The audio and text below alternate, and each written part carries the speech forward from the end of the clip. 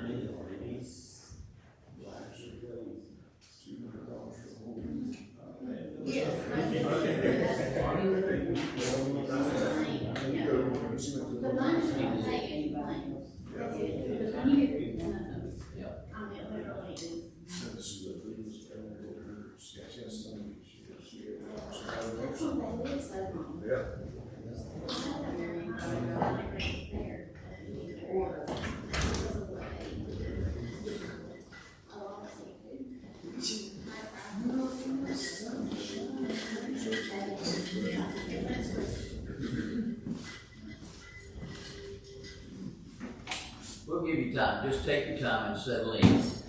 I'm sorry. It's all right. Did y'all start? No. Okay. Everybody's just ready.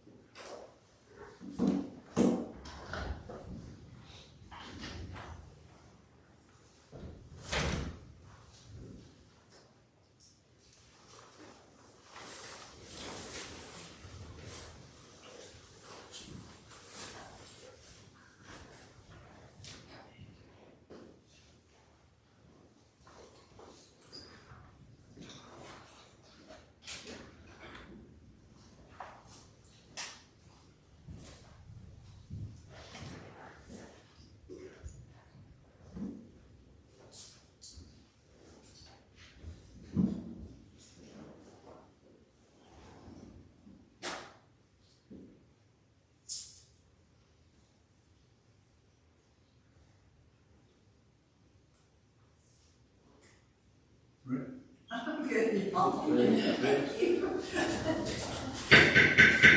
With that, I will open the meeting for the town board of Taylorsville. It's now in session. And in place of the invocation, I will read Psalm 46 in God's Word. God is our refuge and strength, a very present help in trouble. Therefore we will not fear, though the earth gives way, and though the mountains be moved in the heart of the sea, though the waters roar and foam through the mountains tremble as the swelling. There is a river whose streams make glad the city of God, the holy habitation of the Most High. God is in the midst of her. She shall not be moved. God will help her when morning dawns. The nations rage, the kingdoms totter. He utters his voice, and the earth melts. The Lord of hosts is with us. The God of Jacob is our fortress. Come, behold the works of the Lord, how he has brought desolations on the earth. He makes wars cease to the ends of the earth. He breaks the bow and shatters the spear. He burns the chariots with fire. Be still and know that I am God. I will be exalted among the nations. I will be exalted in the earth. The Lord of the host is with us. The God of Jacob is our fortress. And I hope that you can say amen to that. And if you would please rise and join me in saying the Pledge of Allegiance to the American flag. I pledge allegiance to the flag of the United States of America and to the republic for which it stands, one nation, under God, indivisible, with liberty and justice for all.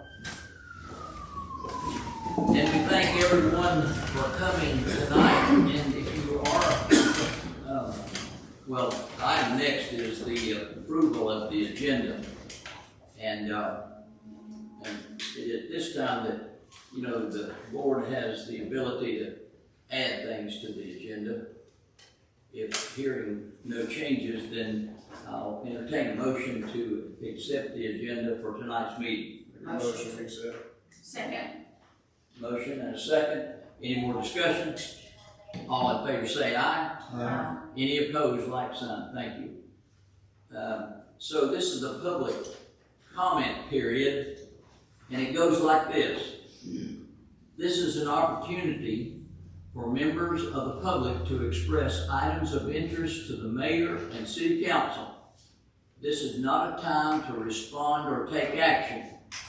Any necessary action will be taken under advisement. Speakers are asked to use proper decorum and to limit comments to no more than 3 minutes. And if you haven't signed up, we'll be glad to add your name to the list here. Nancy, you want me to add your, okay.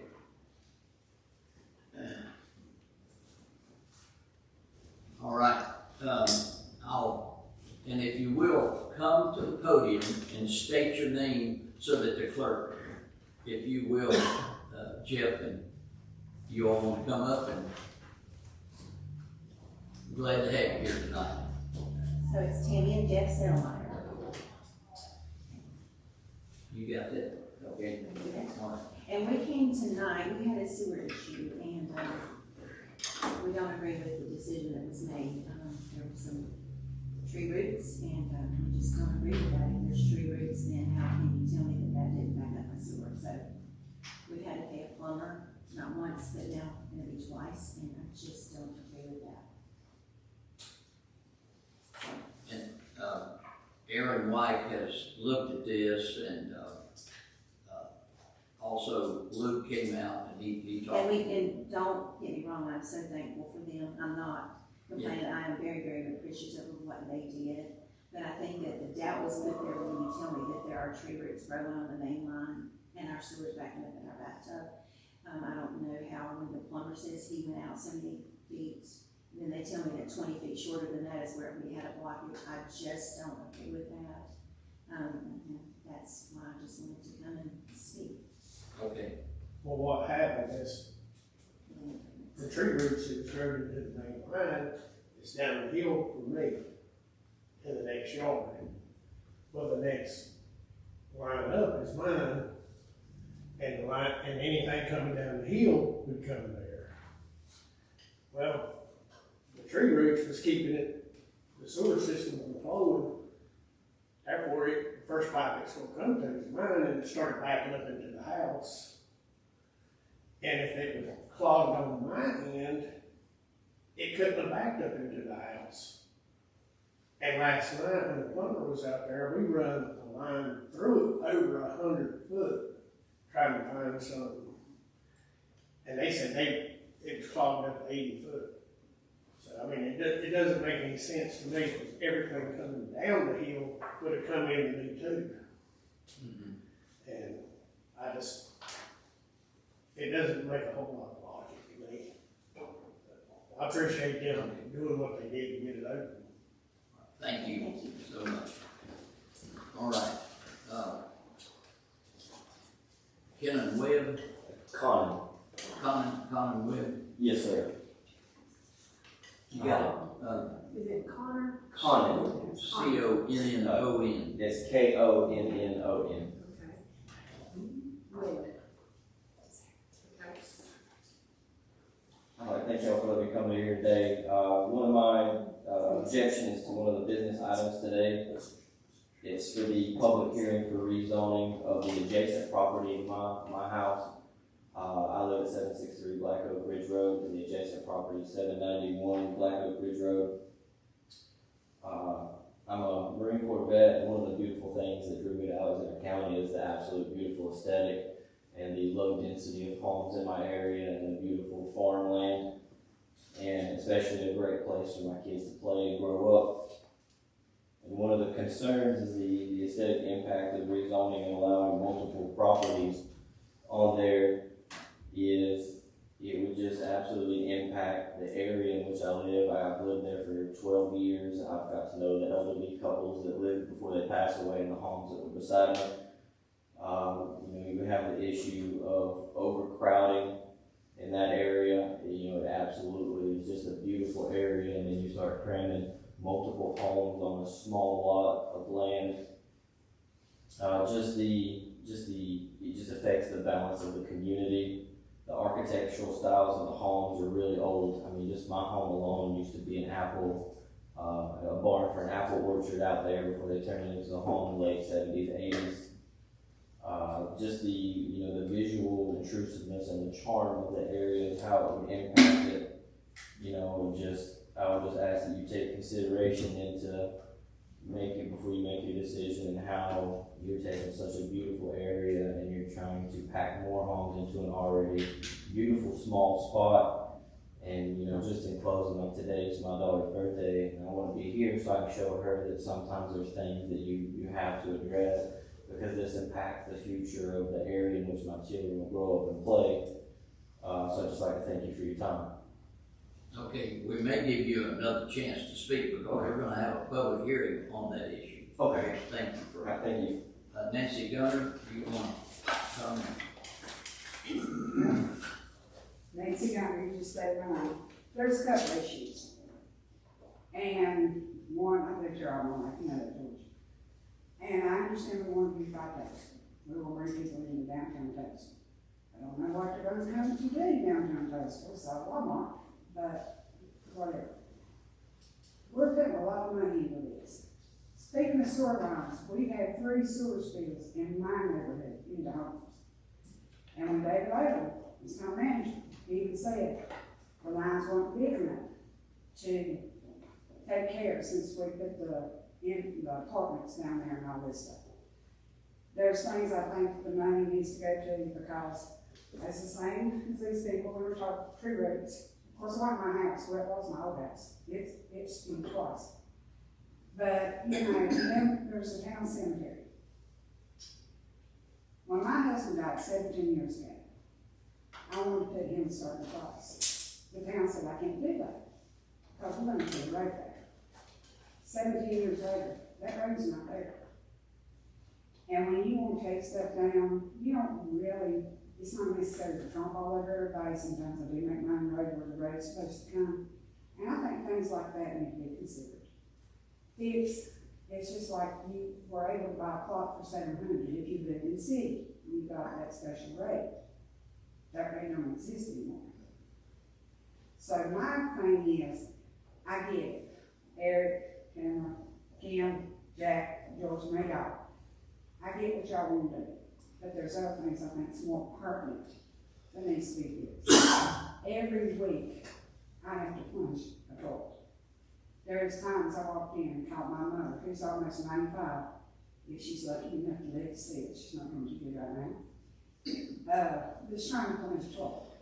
And there was one day they actually came out to my house to try to fix it, because my whole inside was flooded. And it wasn't as if my mother had a chance to go somewhere else, it's on back from the county. So I think there's other things we need to look into. That's just my opinion. And I thank you for your time, instead of, you'll know it. I just appreciate it.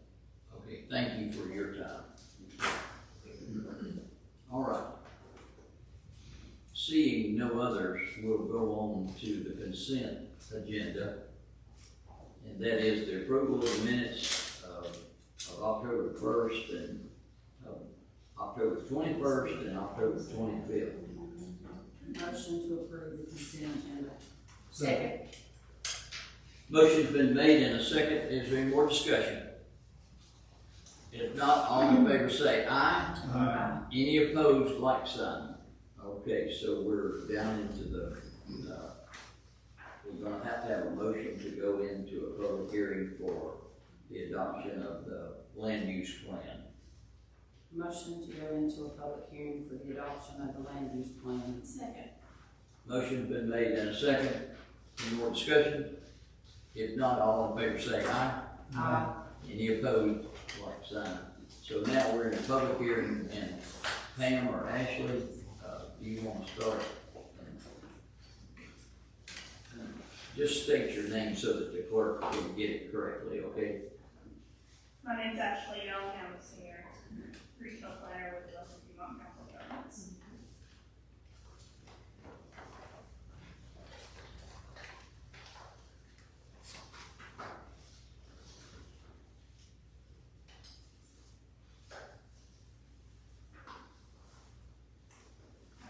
And do you all have that presentation in front of y'all as well? Alright, so, again, like I said, I'm Ashley. We are the Western Piedmont Council of Governments who were brought in to help the town of Taylorsville adopt their, write their land use plan. I believe the older one was from about 1998 or somewhere in there, so it was time to update that. And this process started back in September of 2023, I believe. It's been a little bit. Yeah, around September of 2023 was when we began this process. At that same time, Alexander County was going through and doing rezoning as well for all the zoning districts that impacted the city. And so that's where that delay was, so we put in that updated information. So it was still useful for today rather than referencing the old districts. But to get started, that first slide you see there, what is a land use plan?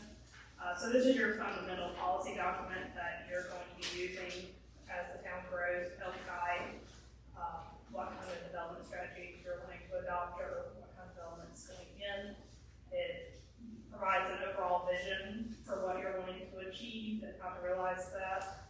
And this document covers several chapters that include your demographics, your transportation, your public services, natural and historical resources, recreation, and then the largest chunk being your land use and zoning. So why do you need to adopt a land use plan? Why we're here tonight? According to North Carolina General Statute, all government, every local government must base their zoning decisions on a long-range plan. Otherwise, if not, your current zoning goes mute and unenforceable.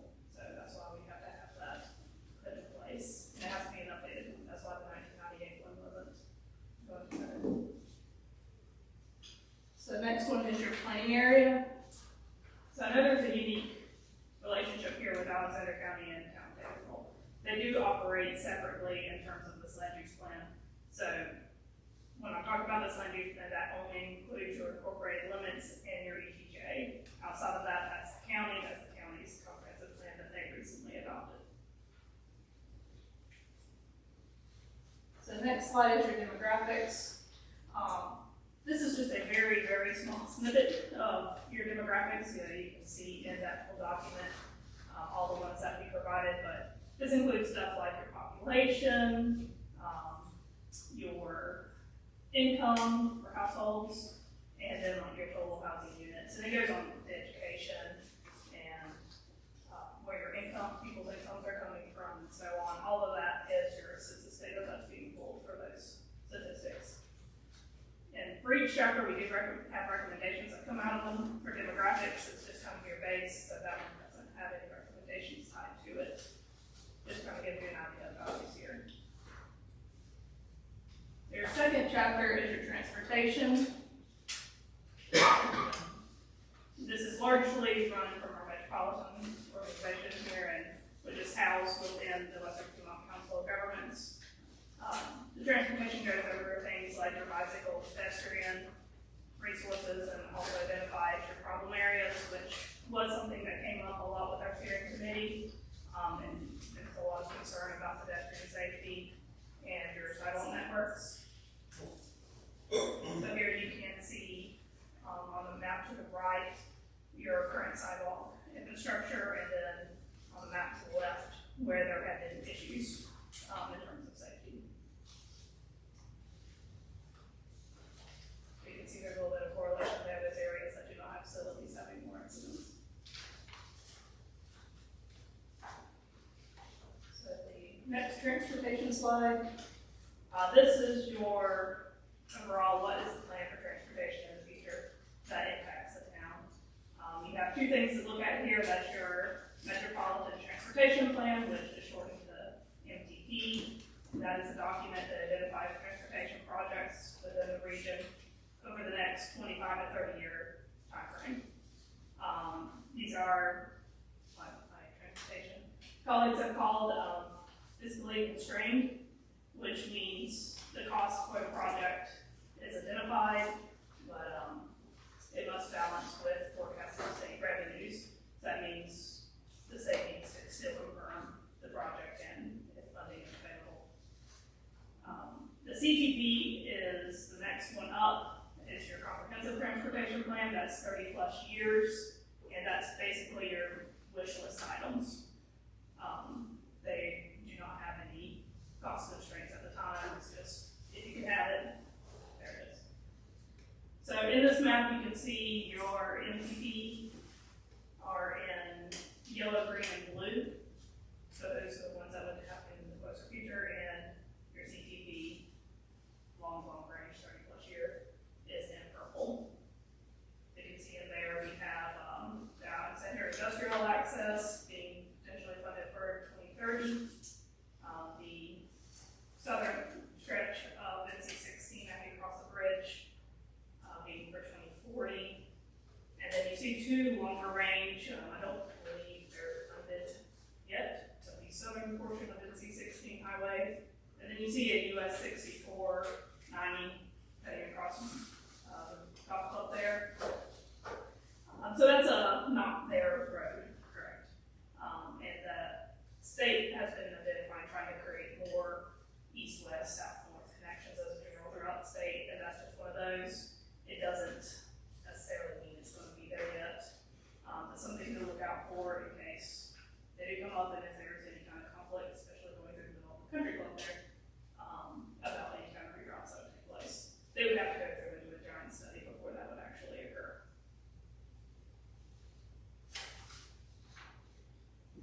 So yeah, there, next slide is where it's a little bit about those projects that are going on for MTP for 16. That is a modernization and including left turn lanes. Basically, modernization just means we're trying to improve safety.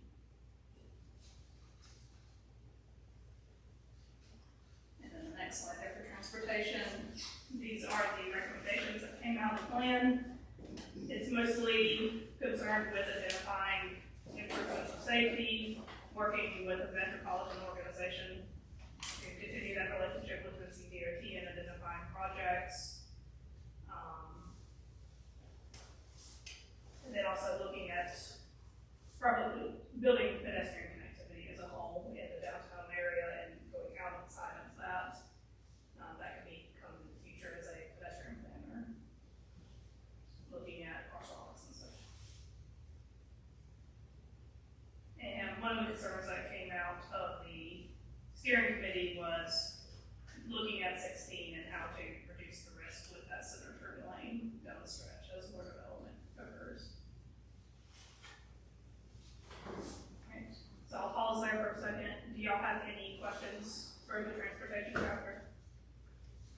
Well, sometime during the presentation, we've got several corrections. We have two former educators here on each side of me, and we want you to take those into consideration before we can approve this. I don't know whether they need to go over theirs as you do this, or do you wanna? That was my question. I was gonna ask that question earlier. How do She you just want to started, do so I that? just let her go. Okay, let's see. As far as for grammatical errors, I know we had about 10 people working on this document, so that's where things probably get shuffled. Yeah, there's some font size issues, some margin issues, and then there's some, like, physically stuff left out. Like parks named incorrectly or not named or given to the county that are actually town parks and that kind of stuff. Gotcha. So if it's anything grammatical or like margins and such, if you could just, we'll note that for the correction. I can make you a copy of what I've highlighted, marked, Yeah. and wrote up. And just, you can make note if there's like, as far as like parks labeled incorrectly, once we get to the parks chapter, you'll let me know. Was there anything in terms The of? only other big thing, names of, Facilities, Yeah. town. So like at the very beginning, like I understand that Brian Burgess and Aaron White were on this committee, but if this is gonna be a legally binding document going forward, if Aaron is gonna stay on there, does his position not need to change from manager to public works? And does Brian not need to be replaced because he's no longer with the county? It's on the very first page. Yeah. Well, maybe it's the second page. That's who's on the committee. Yeah, that's Right, they're on the committee that formed it. That's the only committee. Okay, so they don't have anything to do with it moving forward. No, the committee's already seen it, they've already approved it, so that was the committee at the time of the approval, so. Let's get through the presentation and we can talk about any type of issues or Okay. maybe some.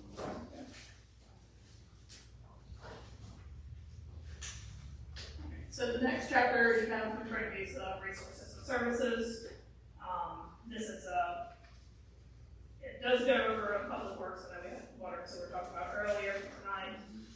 This is a very high level look at it, basically seeing where services in the area, and then what services are also provided for residents inside the city limits and EPJ. That goes into things like your public works, your education, emergency services, and then even down to your departments like planning, zoning, and where it's hosted. So the goals that, or recommendations that came out of that, mostly it's identifying where there's growth and where there needs to be service, and then creating more transparency for residents and what is even available to them. Looking at funding opportunities for expansion of water and sewer, and also any improvements that need to be made, and then in-depth analysis of what can we do with water and sewer in the future in its capacity.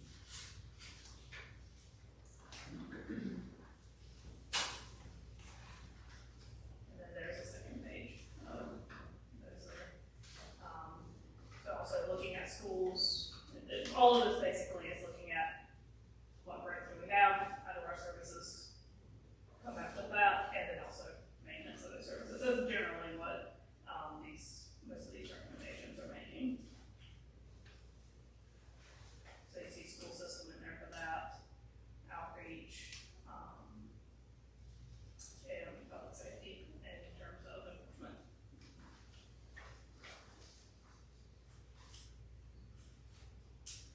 So the next one is for our parks and recreation. I know there's a couple that we mentioned there we'll need to add and also change as well. I know, we're talking about Wittenberg access earlier, and that was I think it was the summer? This past summer. Yeah, so that's where it didn't get, because the plan had already. Right. Yeah, Oh, but it doesn't have the courthouse park or Dusty Ridge. The county has 8 parks. but I think, the town park, not the courthouse park. No, town park is our park, it's this part that's back here. That's, okay. Courthouse Park is the county, town park is the town. So the town has two parks, Matheson Park and Town Park, so that would need to be added in the first line. And then the county actually has 8 parks, and it's missing from the list, Courthouse Park, Dusty Ridge, And the Windmer. and the Wittenberg Access Area, Swim Beach.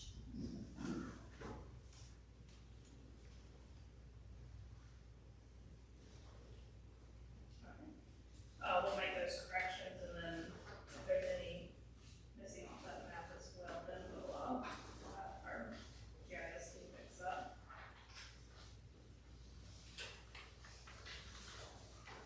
Yes, Parks and Recreation, the main thing is to show what's currently available to citizens, and then kind of a little bit outside of town as well, since there's conflicts. So the next map is your natural and cultural resources, still in the same chapter here. So this is looking at your areas in terms of stormwater, floodplain, impaired streams, and watershed. So stormwater, as we've seen, where we have flooding, along the floodplain. And then your impaired streams, I believe there was a couple in the area. And I think it was due for, there were some microorganisms that were present in the water. I'll have to look back up on that, what it was exactly. It's, impaired fish community, Muddy Fork, The fish. and then the lower river is impaired with fecal coliform.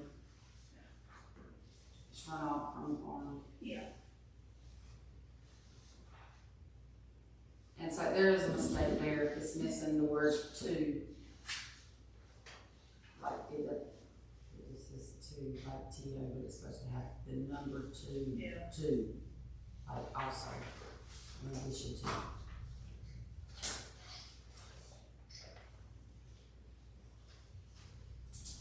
And in that map, you can also see where your watersheds are, and that does impact in terms of development. You're in the protected areas for those, so it can kind of limit density a little bit. And then the next slide, you look at your National Register of Historic Places. At the time this plan was being written, there wasn't a historic overlay district in place. And as y'all know, which is great. This is actually being addressed at this time. You have a lot of resources there that can register. So the recommendations that come out of this is, so looking at recreation, continuing to maintain what is currently in place. Again, because from the committee really wanted to put a lot of pressure on in terms of current pedestrian bicycle safety. Let's see. And another one that came out was identifying feasibility for recruiting spaces for hotels for guests when they come and use recreational assets.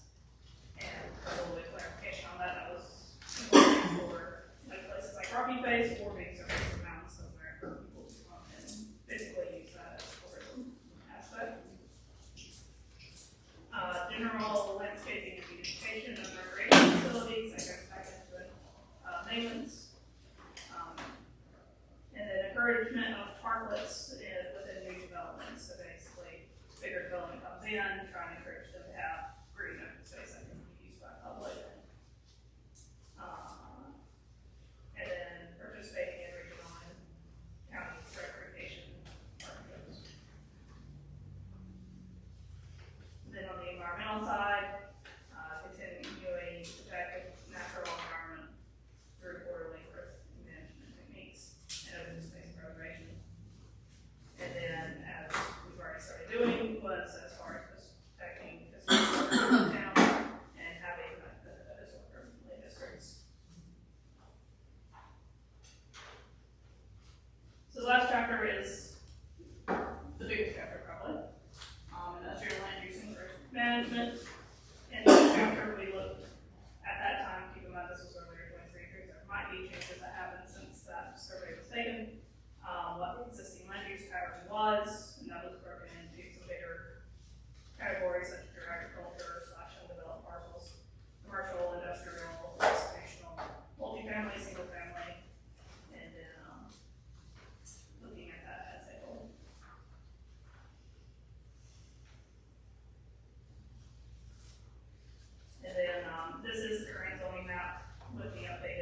districts that were recently adopted. And looking at your existing, land use, your zoning, and the previous 1998 future land use document, we looked at creating more, a different future land use map, which will help guide your decisions in the future on rezonings. The main differences here is it was keeping pretty well in tune with what's currently on the ground.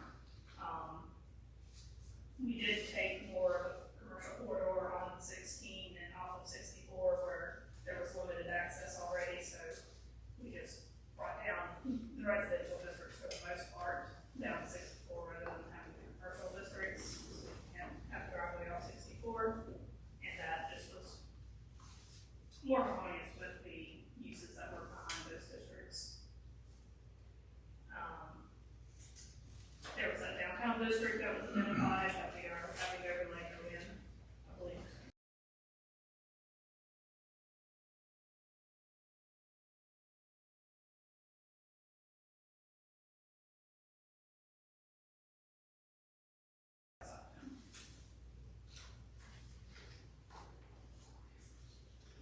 As far as recommendations go, they're broken down into several sections. You have your downtown area, so basically having the downtown zoning district. And then having a mix of uses in downtown.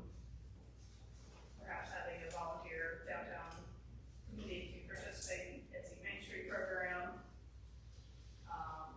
And then also possibly doing a downtown plan as a whole for cover the small area plan just for downtown, and doing traffic studies for pedestrian crossings as well. Next section would be for commercial and industrial, so identifying where those take place and being proactive in identifying those nodes. I have a question in that section. So that, no, back to where you were.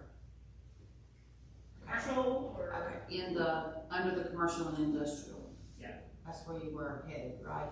Yeah. Okay, so if you see right there, number 4, can you explain what H-C is? Because I went over this probably 10 times trying to figure out what zoning H-C was, because I don't see it as a zoning code anywhere in the document. That was old. That was the old one I did, that was one I didn't get updated, you know.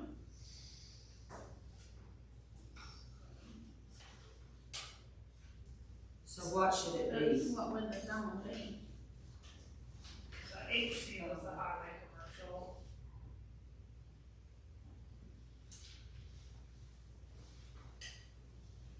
So depending on where they are, it's either gonna be industrial or regional commercial.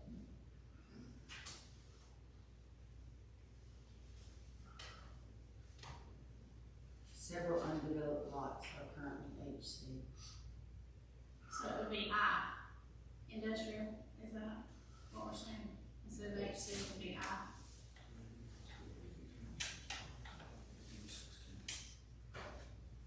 Yeah, with the way they're called now, probably.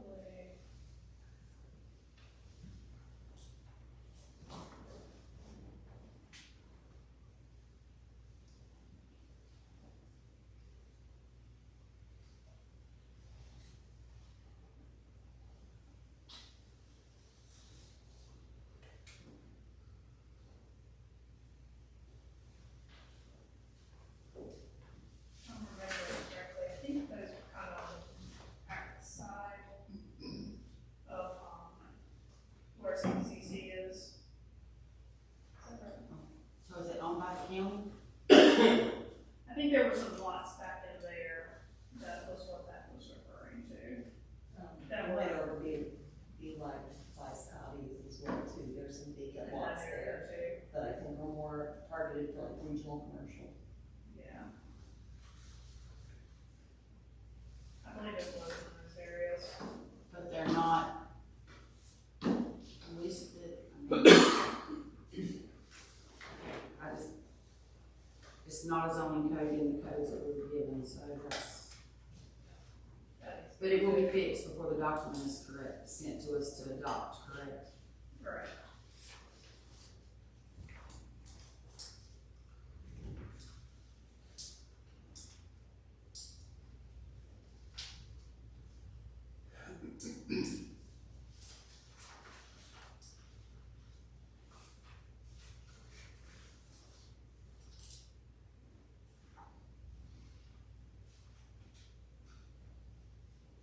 Did you say regional commercial?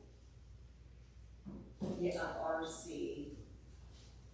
The community commercial mixed use, I believe it's regional commercial. So it could be like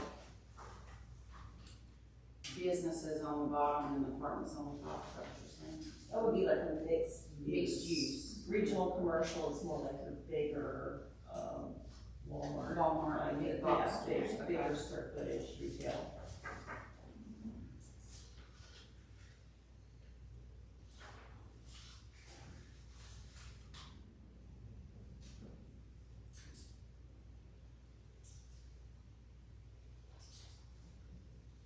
Alright. So as far as land use residential goes, looking at allowing for different types of densities and housing varieties, requiring any new subdivisions to be designed more as walkable neighborhoods to again have more of that pedestrian connectivity and safety by having sidewalks, and then and then also having open spaces for common areas. And then as a general for land use requirements, having a diversified tax base, which means having a good mix of your commercial, industrial, and housing options. Having other ordinance amendments to incorporate areas for incentivizing areas for development, requiring sidewalks with development, having different types of density districts, which all this has started coming into play as we were in the process of writing the plan, and then have commercial and connectivity with both.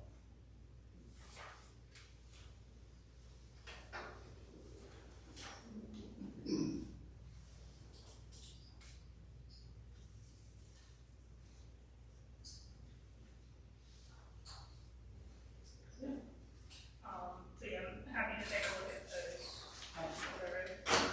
Okay, then, you all gonna submit those changes and corrections to the overall plan?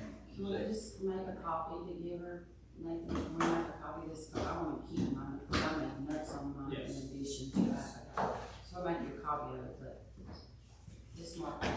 Okay. And we're expected to approve this plan tonight with those changes, is that? Mr. Mayor. Yes. That's a lot to digest to approve tonight. Okay, I thought we had a workshop coming up this month. Again, you can, continue with the public hearing and then, close the public hearing with, postponing the, vote to adopt it at the work session. You can do that. But before, can I make a comment? Yes. Okay, I would like to say that the plan as a whole, I think, is very good, very well written. It is the direction that we need to go. It shows and encourages controlled growth, and it identifies areas where we should look to try and steer growth. It just needs some corrections made before we can make it a legal binding document, because a lot of our funding relies on it being in that plan. So therefore it needs to be correct. I agree, the plan pretty well. One thing, residential allow for increased density housing, I'm not a fan of. I do think we need more, neighborhoods, yes, more, housing, of course, but I'm not a favor of being 10 foot from your neighbor. We went over that earlier in the year, but, reconsidering that, I'm just not a fan of those type neighborhoods.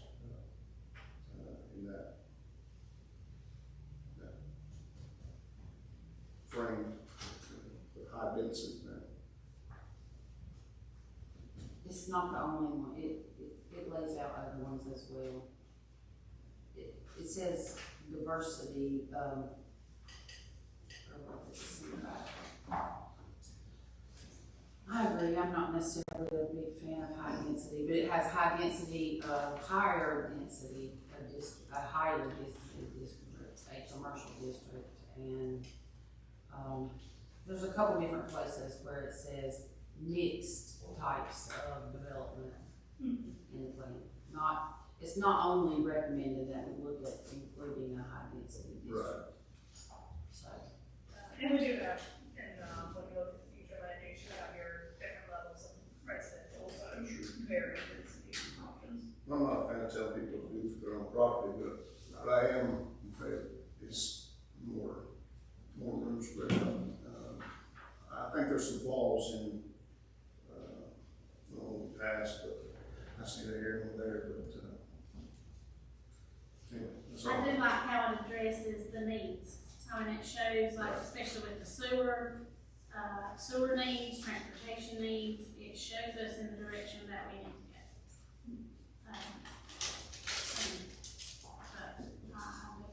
And as Councilman Brown said, it's written very well. I mean, it covers every base as to what we need to do stepping forward and making the improvements we need to make. I do have one more question, I mean, because I don't know if Nathan asked anybody else or whatever, but like under the public transportation part, like it only lists that it takes people shopping and banking. It also needs to, it does take them to medical, because we look back at the map, and so it does get right there to the urgent care. But it's the only one that's within the town, so therefore, I think a medical stop needs to be added. And it's for the urgent care. It doesn't, the line does not go out to the other two spaces, I guess unless, you can call, right? Can you call Aaron and get him to pick you up and take you there? But as far as the route, it doesn't include them. Yeah, they flex, Right. if you call and ask. Yeah, if you call and schedule them. That was in transportation.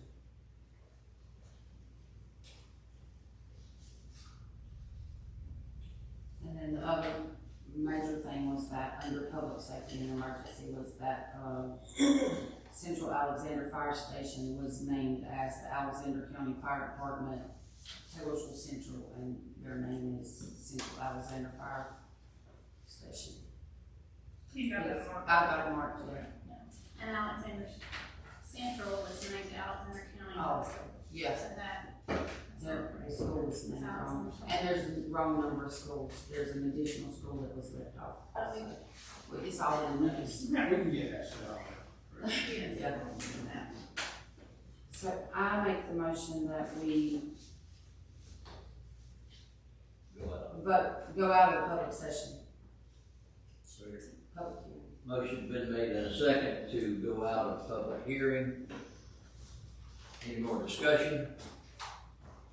All in favor say aye. Aye. Any opposed, like sign, so we're not out of vote. Do you want us to consider adopting it with all of these changes, or no? If y'all wanna wait until the changes are made to adopt it, then I would just make a motion to postpone the vote to adopt it until the work session. Can we have a copy, can we have it revised by the work session? It's like 2 weeks.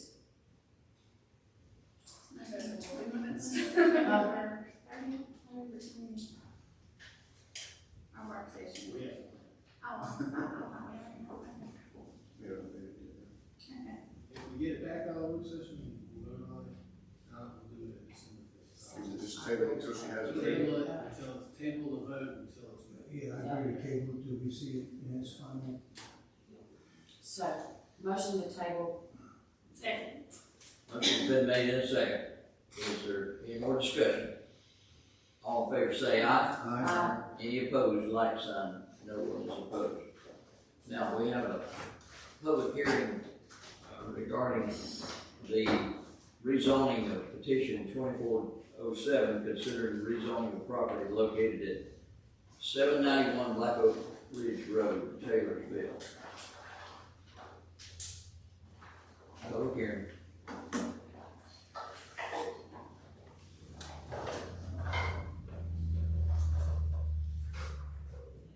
Motion to go into public hearing.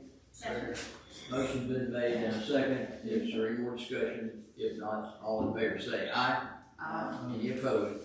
No one is opposed. Now, Pam, go ahead. Yeah, Amy Bucknam, county planner.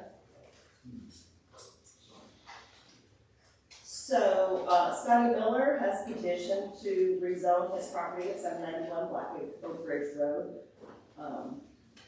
approximately 1.8 acres from residential district 1 to residential district 2.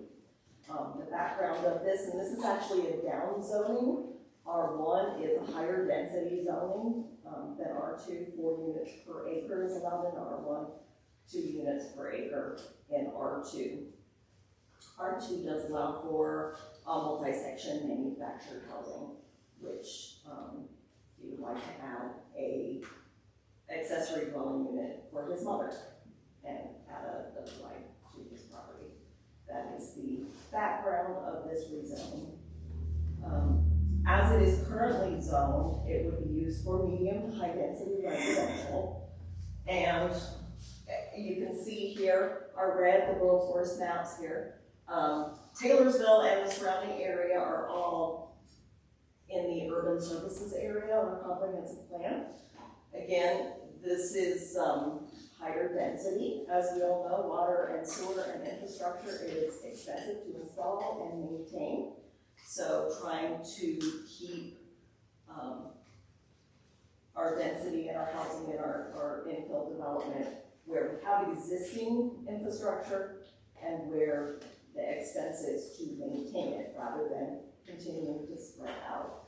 So Taylorsville is in our urban services area. However, this particular parcel is an ETJ. It does not have sewer access. It does have public water. It does not have sewer. It is on septic. And as such would be appropriate for our residential to rezoning. This did go before the planning board October 10th. And we went over, again, suitability with the comprehensive plan, and they voted unanimously to recommend this rezoning.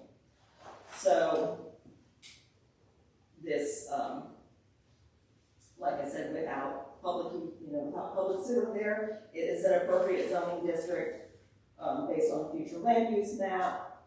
As you can see from the other one, there is, so this darker yellow is the R1 zoning, the lighter yellow is the R2, so it is in that same neighborhood, so it's not a spot rezoning, it is connected in there. So it's justifiable that way. Any development would have to meet our density and the same building codes, whatever is in our ordinance. This area is in the watershed, 2 Balanced Watershed District. So there is a limited, only 12% of the property can be covered with development to protect the community. Having said that, do you have any questions? So he's asked for the rezoning just to add, so he could decrease it so he can put 1 double wide on his own personal property to move his Yes, mother to R1 his does land. not allow for manufactured homes. And again, that's like a property tax thing.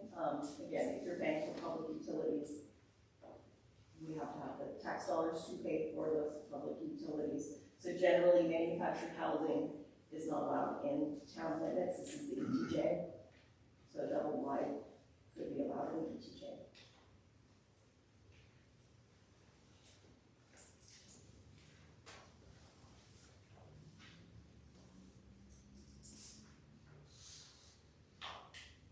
And the septic system will handle. He will have to go through environmental health and do the perk test and all of that. So he will still have the same. So if this rezoning is approved, he will still have to do a zoning permit application and building permits and environmental health and all of the things you normally have to go through. And if he's adds a double wide to the property, does it stay under the 12%? It will be, he will have to stay under the 12%. I'm pretty sure that he will, where it is, but he would not be able to add a lot, no. This is also, we're in the process of trying to see if we can get this downgraded. The watershed into which this flows is actually no longer being used to collect drinking water, but it is still existing. This is the state has this requirement, so we're trying to get it downgraded because this does affect a lot of places in the county where it has this 12% maximum. In some prime locations, Midnight, Stone Point, along 90s, we're trying to see if we can get that changed.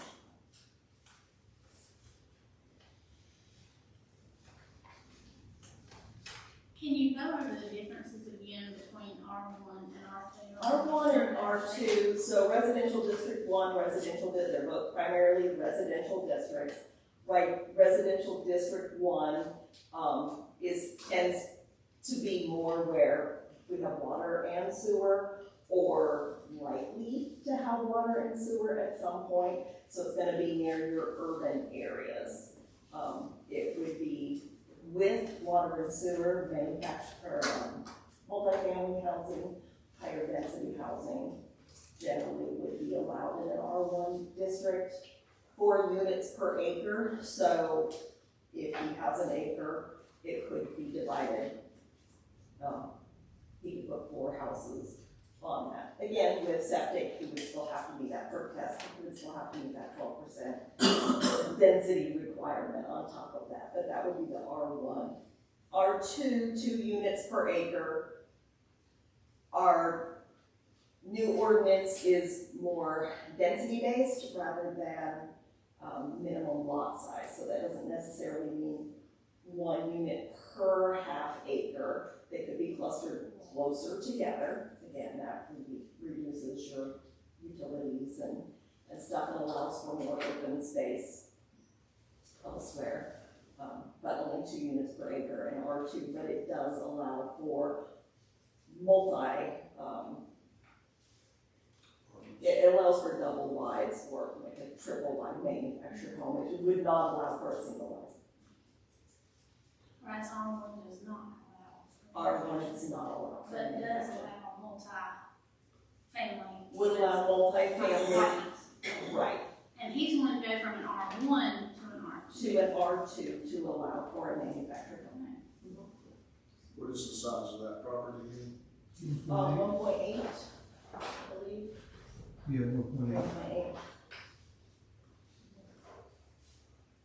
So he would only be able to add 1 more unit. He could, if he If rezones it If we to rezone it to R2. R2, the current He residence could, is if on. he subdivided it, he could have 3 would be the maximum. Again, he has to allow, so 1.5. So if he changes it to R2, it's 2. So he has over 1.5 acres, he would be allowed to have up to 3, but he would have to subdivide it. As it is now, he So would be allowed to do an accessory dwelling unit, which is no more than 75% principal house without subdividing it. So how many units did he get on that property under R2? Everything. Under that- R2. If he wanted to get as many as he wanted to on that property, Okay. subdividing it out and everything, what would be the The maximum? maximum he would be able to with zoning, and again, he still has to meet all of the other requirements. So with an R2 zoning, the maximum would be 3 on that. Again, he still would be limited to that 12% coverage area for the watershed. He also, because it is septic, would have to have the septic drainage, so he's gonna be limited to what he can. So, he's got land that is able to support that with an R2. Now, if, as he is in R1, again, if he could make the 12% and all of that. If that wasn't, in consideration, he would be able to have 4 units per acre. So he could have 12 to 14. That's on R1. That would be an R1. Now, that would almost definitely be multifamily or some kind of attached. 4 units per acre, how do you get, out of 1.8 acres, how do you get 12 or 14? So that's. 4 units per acre, There's only 1.8. oh, sorry, 1.8, yeah, you're right, 6, You can only have 6. yeah. So 3 on R2, 6 on R1.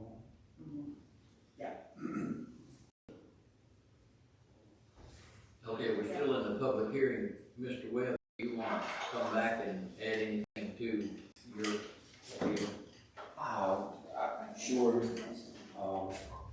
Where's your residence at again? It's the one right beside it, 763 Black Oak. It's the one right to the left when you're looking at the screen.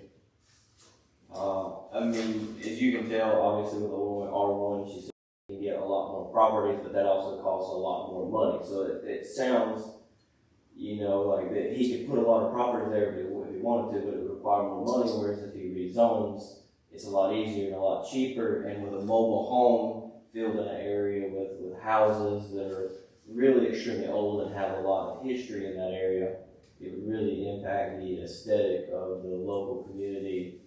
And that's just, you know, this is just trying to protect a beautiful area, because I mean, I go, as you can see, there's a lot of farmland around. I have neighbors that have bought up a lot of the area there to protect the structural integrity that belongs there. And, you know, when I was a kid, I used to go up to Canton, North Carolina and help my family on tobacco farms and many other things. So I love the fact that, you know, especially with being, you know, Marine Corps veteran, I suffer from PTSD. So especially one of the beautiful things that drew me to this is just the peace and the quietness of the area. And, you know, if this is approved, he could change his mind and like, well, I want to sell it.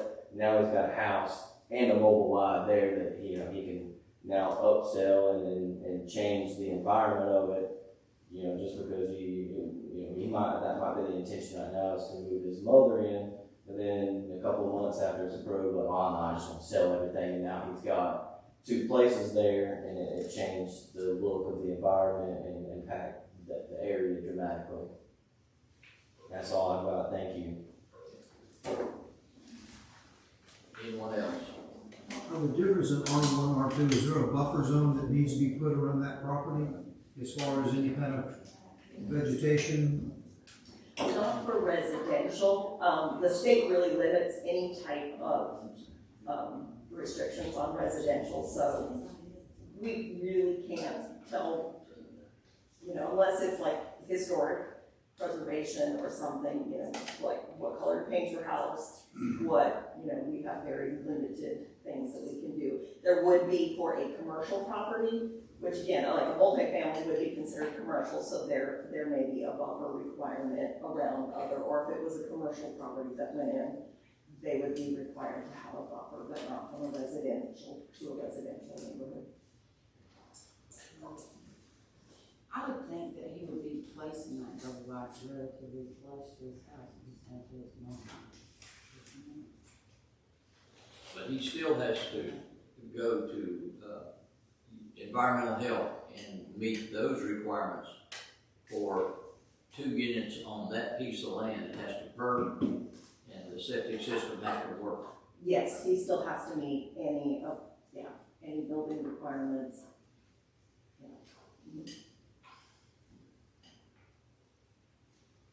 Yeah, this is just so he can apply to have a manufactured home. Does it state in the manufacturer, is it single wide, double wide, doesn't matter? No, just double wide or more, no single wide allowed.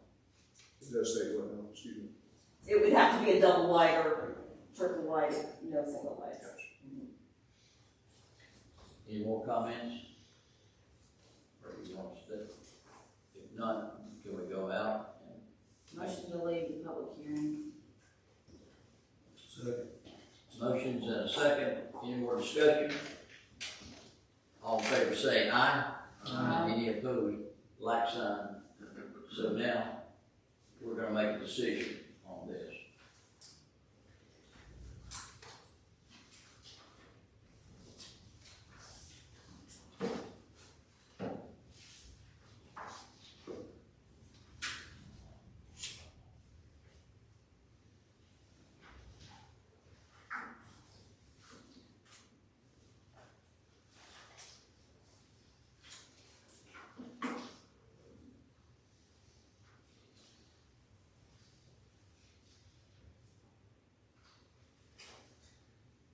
Your board has brought it to us, they approved this, it comes to the town board for a decision.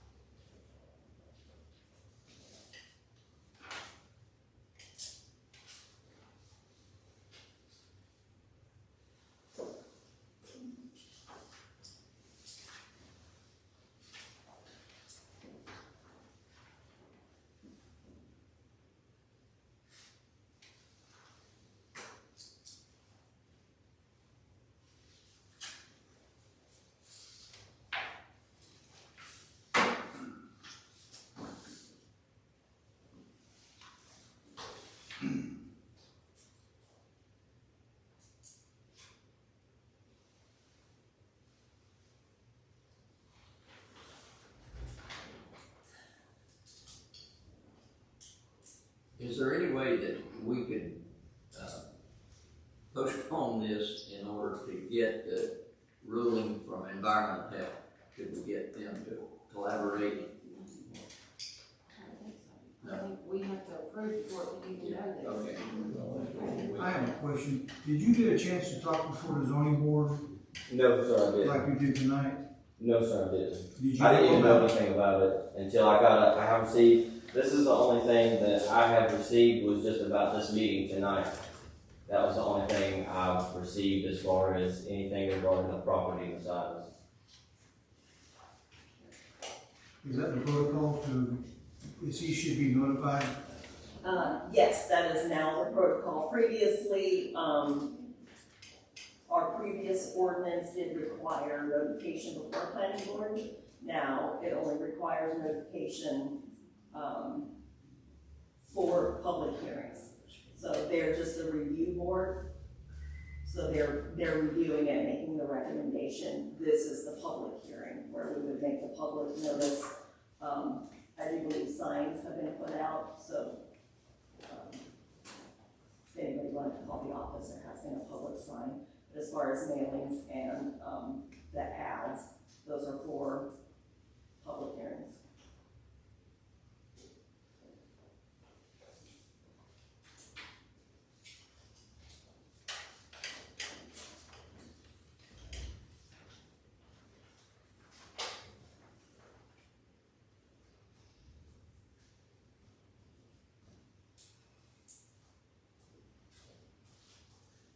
I think we made a concerted effort to try to, I was raised in one point, so I have nothing against people with it. But going forward, I think I will make a motion that we reject the state of R1. Motion's been made Second. and a second. Is there any more discussion? If not, all in favor say aye. Aye. Any opposed? That motion is so ordered, so.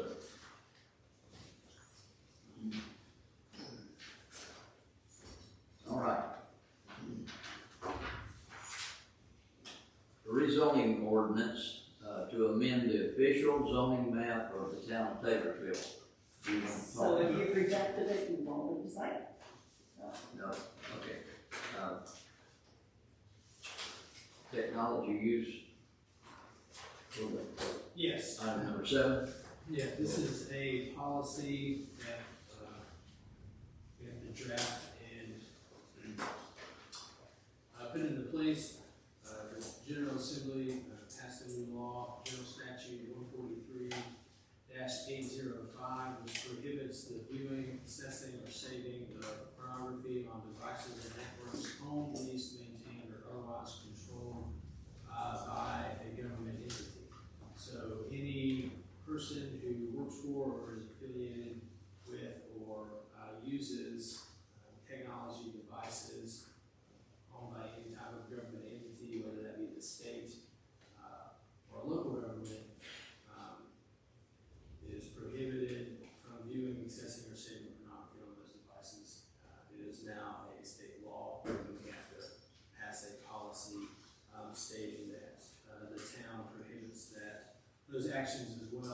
The only,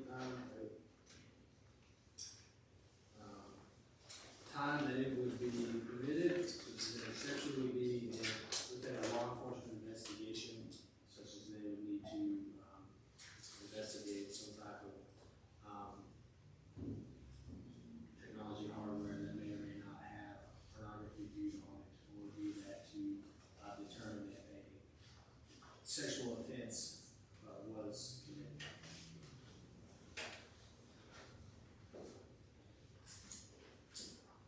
Okay, so before you to adopt this, technology use and content policy, Motion to adopt the technology use and content policy. motion to adopt in a second. Any more discussion? If not, all in favor say aye. Aye. Is anyone opposed? No one is opposed. So we're down to the economic development strategic plan.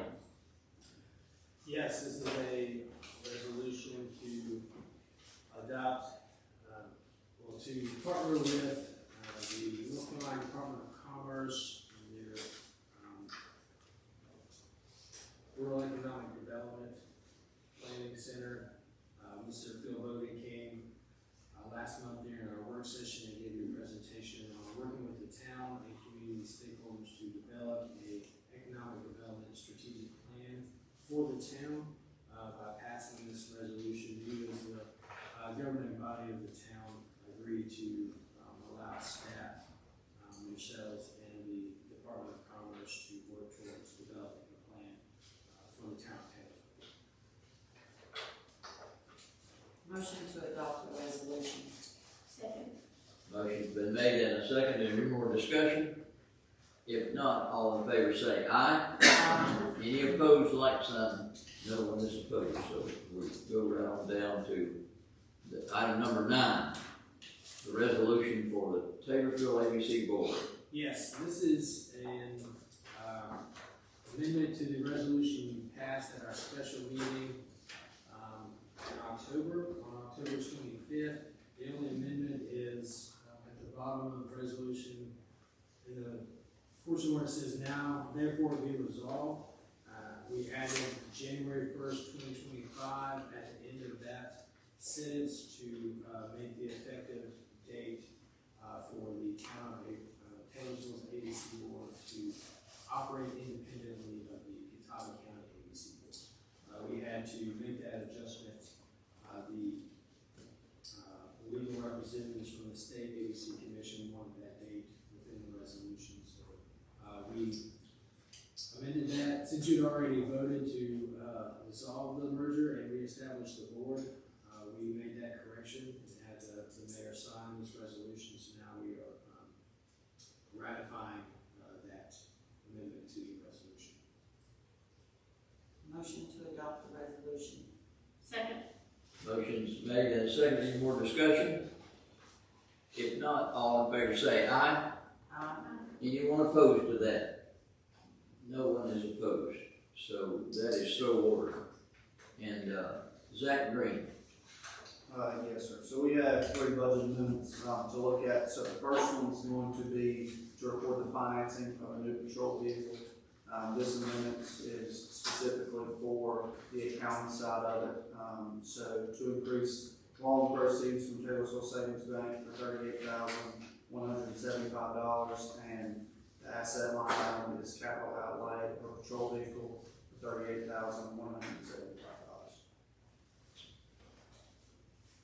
Make a motion to approve. Second. Motion's been made and a second. Any more discussion? All in favor say aye. Aye. Any opposed, like sign. No one is opposed. And go ahead, Zach. Okay, so for the second budget amendment, is to purchase the Moscow Christmas tree and a 28-foot trailer for storing. The first thing on this amendment, we want to transfer $5,947 from downtown and town branding into capital outlay for the Christmas tree. And then on the amendment side of it, we received $15,000 in citizen contribution for the Christmas tree, and that will go into the capital outlay line item as well. The remainder of the Christmas tree balance we paid for at fund balance, $25,465. And then for the remainder, $2,200 for the trailer, that will be paid for at a general fund balance as well.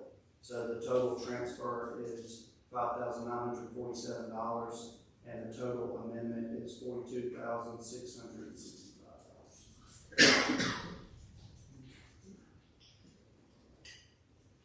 Make a motion, we, approve the budget amendment. Second. Motion's been made and a second. Any more discussion? All in favor say aye. Aye. Any opposed? Aye. Okay, thank you for that. So, Zach, if you want to go ahead with the budget amendment. Okay, so for the last one, we have a budget transfer. This is the town's contribution for Central Alexander Fire Department's ATV grant. We will be transferring it from contingency appropriation, $2,000 into Taylorsville Fire Department ATV grant line item for $2,000. Motion to approve the transfer. Second. Motion's been made and a second. Is there any more discussion? If not, all in favor say aye. Aye. Any opposed, like sign. So no one is opposed. All right, let's start with our chief of police. Michael Millsap. All right, we'll give you numbers first. We had 308 self-initiated calls, 421 calls for service, and for the month we had a total of 730 calls for various things. Second thing is hometown Halloween as well. I thought that was a lot of people were out, really good event. Seemed to be picked up from the year before, so that's a good thing. A lot of people were out. Next thing on our list is, as you would know, Christmas parade, so we will prepare for you. Any questions? Yeah, we're thankful that we had a safe Halloween and it was a great night out. Okay, Aaron White, you want to give us the public works report? I mentioned in the work session about the road dock. I do have a draft copy of it that I'm reviewing now. Once I review it, then I'll send it back to the engineers, and if everything looks well, he will be here at the next meeting to present to y'all, and it will be available for approval then. The other things, we are of course working, getting ready for Christmas as well. The Christmas lights are scheduled to be installed the week of Thanksgiving. So of course we're going around and checking all the bulbs on those lights and making sure that they're ready to be hung. The park equipment that we ordered is scheduled to be shipped out tomorrow. So we've already began working down there, removing the sand, getting ready for the installation of that and the mulch. As soon as we have a definitive date on when they're coming to install it, we will need to shut down the park just so we can get the remainder of the sand out and get the installation of the new equipment done safely. For some reason, it don't matter what kind of equipment you got out there, you still have parents that allow kids to run around the playground during that time, even with us out there working. So for safety measures, we would ask to shut it down until everything is back and the mulch is put down. That way we still have the required file buffer from the equipment. We also are getting ready in the cemetery, working on cleaning it up for December 14th, which is when the Wreaths Across America celebration will be held in the cemetery. They are weed-eating and edging around stones and hoping to have everything looking the best it can look by that time frame. The new public works truck, I received an email today that it should be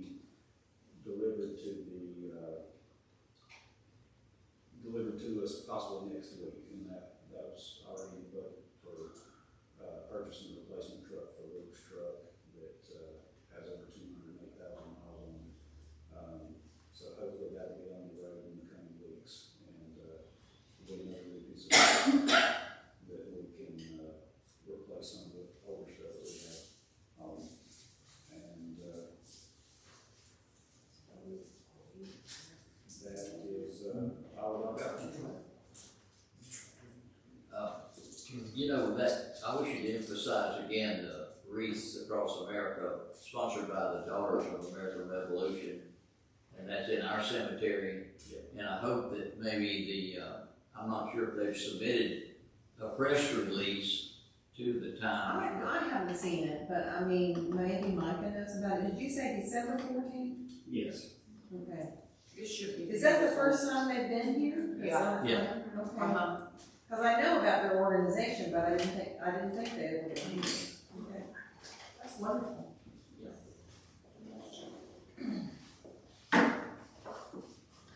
Okay. With that, there's no, you want to give us a report about the state fair, or? The state fair was excellent. I was told that there was almost 1 million people in attendance over the whole 10 days. It was good to be a part of. Yes.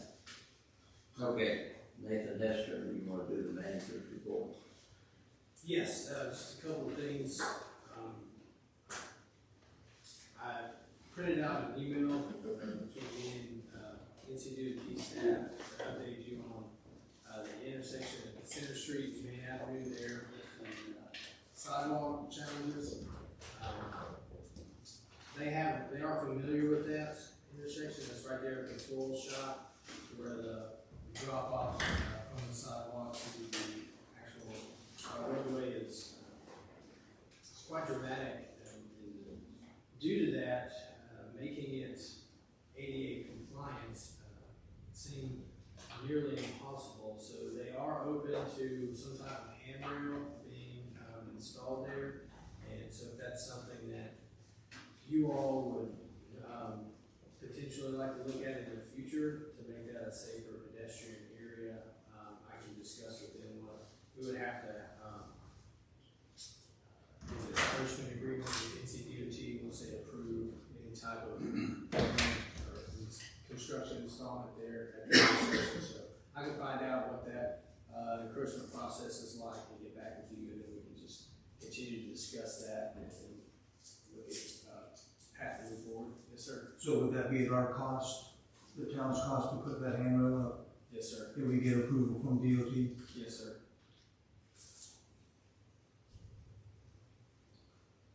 Okay, thank you. And just one more thing, for the Christmas parade, how many of you wanted to participate in the Christmas parade? All of you. Okay. Riding separate or together? Together. We usually ride together on a fire truck, unless it's raining, then we use everything we Just own. needed to know, so, the county know. Can we run it on, fire trucks with a little more room, sit in the back? Okay. That's it. And we have candy for the throw out? Yes. Yeah.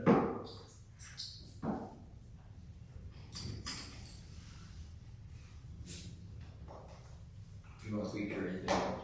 No, that's it. Okay. All right. Council discussion. Tree lighting, December the 5th is the first opening night of Hometown Christmas. We'll start with the lighting of the tree, and then the either Studio 3 chorale or Antioch Campbell's will start the music, and there'll be music all night. So it'll be Studio 3 chorale, Antioch Campbell's, and then Voices of Joy will be the last one on the stage. And letters went out to all the churches asking them to do if they were interested to do 7-foot trees with solar lights, and the letter that y'all approved at our meeting. And I got like 4 of them back, but the addresses were wrong, and I used the county list of churches and addresses. But anyway, I haven't heard from any of them yet, but I mean, they came back, so they're just now getting to their locations. So hopefully we'll get 20 or 25% or more that want to do it, and then once we get a list of everybody who wants to participate, we'll identify areas around town so that we can have lighted trees all the way around the district, the downtown district. And so, and right now the food trucks that have confirmed, I only have one that has confirmed, and that's the Rolling Lemon. And she's not gonna be doing cold lemonade, she's gonna be doing, like bougie hot chocolates, fancy hot chocolates. So, What kind of? bougie. What the heck is bougie? Okay, fancy, well, not fancy, Regular. not regular hot chocolate. It's not Swiss Miss. Yeah. So, and then, Big Six Properties is again sponsoring the carriages, and there's 2 carriages, and then that will be booked, and, Gary Herman at the county is gonna help me with that, like he has for the last 2 years. And then there will be an additional carriage for people that do not have tickets, that just can walk up, get in line, and get on the carriage and ride. So, like we did last year, which was much better. So, everybody should be. Santa will be Still working. Oh, yes, and Santa is booked for all 3 nights. Santa will be in town, and Miss Claus is coming with me the second 2 nights. So, we're ready to roll. Yeah, where is the tree? Oh, and the tree, as of yesterday, is gonna be in the middle of, the courthouse park. They did approve it. You know, there was a lot of, just to make a comment on the Christmas tree, there was a lot of opposition to the Christmas tree. Kind of rightly so, I guess, with the initial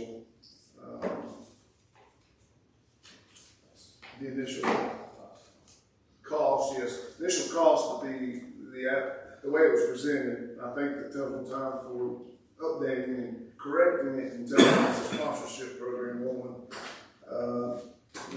we don't like to spend that much money on just nothing. We've already received $15,000, it's already been stated, and we look to gain quite a significant amount more toward that tree, so it should be paid. Miss Nancy, it should be paid. At least a significant amount or. Yeah, I think what a lot of people that I've talked to and on this general chat is upset about more than anything is the people in the city limit really didn't know about the meeting or know about this, and I think that's what. Sure. You know, we're just little country folks and we get mad, that we really weren't notified. Or I didn't know nothing about it. Well, and I say that, and I know that Miss Nancy known her for a long time. Yes, So, here's my daughter's coach. but anyway, I get that, but, and again, the meetings are public every month, and we are making strides and effort. I don't know how it's going along, but there's a camera now that's being tested, so that's coming along. Website's going to be.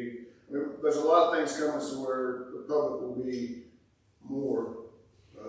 That would be nice, like a brick or put it in the times, what the agenda is, and if you want to speak on something, give this people that are double taxed, a chance that they speak, because we've lost so much that we used to pay taxes on. Thank you for that.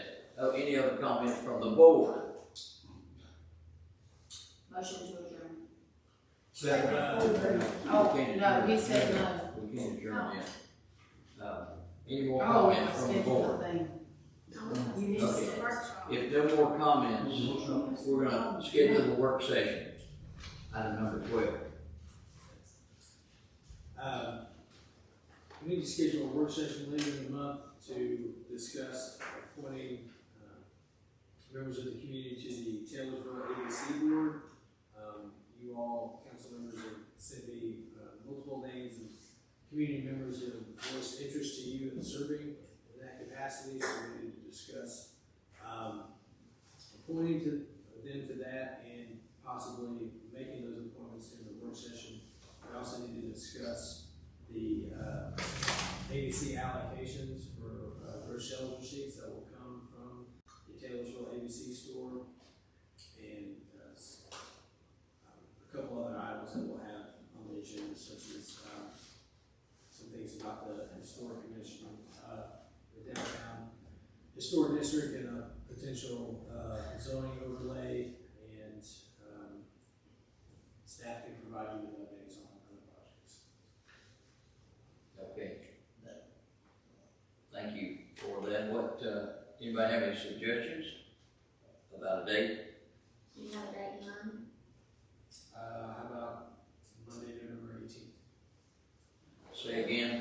Monday, November 18th. What time? Afternoon, 2 o'clock? Or, yeah, Monday, November the 18th, 2 p.m. here in this room.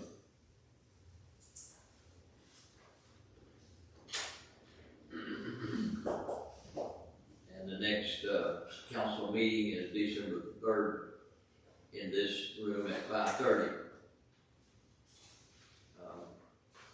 Now, Motion to adjourn. Second. motion to adjourn and second. All in favor say aye. Aye. Everyone I is don't know why you didn't do that